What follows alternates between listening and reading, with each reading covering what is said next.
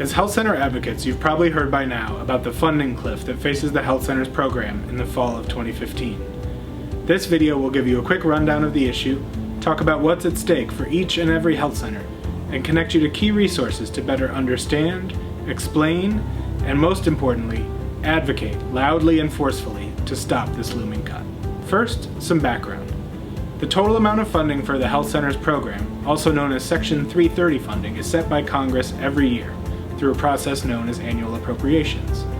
In 2010, as part of the larger Affordable Care Act, Congress created the Health Centers Fund, a 5-year investment in health centers that was paid for up front through what are called mandatory funds. This investment was made based on the recognition that insurance coverage alone won't fix what ails the healthcare system, and that strengthening our system of primary care access through targeted investments in health centers made for a smart strategy. Similar funding was used to boost the National Health Service Corps and to support teaching health centers, all steps intended to give primary care a much-needed shot in the arm. In the years since, Congress has spent the full designated amount from this fund each year, investing first in health center capital improvement and then in ongoing operations through new sites, and now this past year in expanded services and capacity.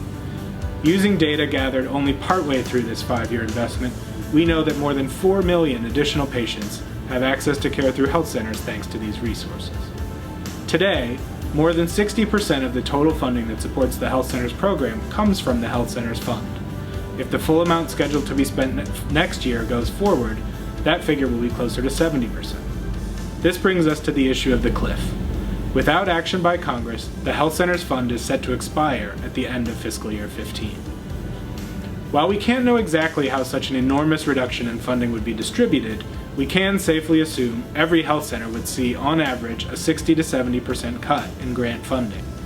We know that this would likely mean the closure of health center sites, layoffs of providers and staff, and most importantly, a loss of access to care for millions of underserved patients. Health centers are advocating for a long-term fix to this funding cliff through an additional 5 years of funding.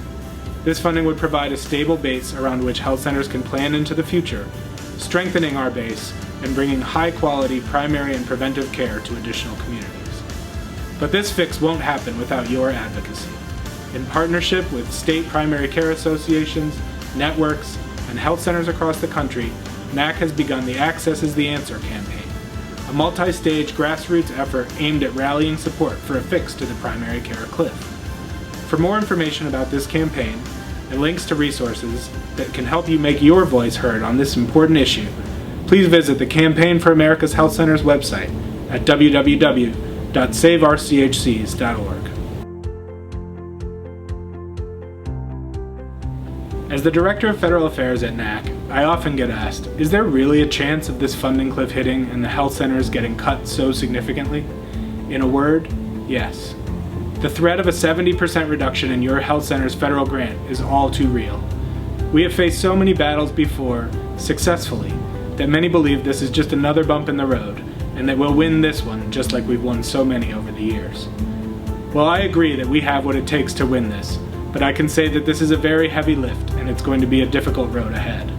That's why we're asking today each and every health center advocate to recommit to making his or her voice heard on this issue. Thanks for all you do every day and for your advocacy.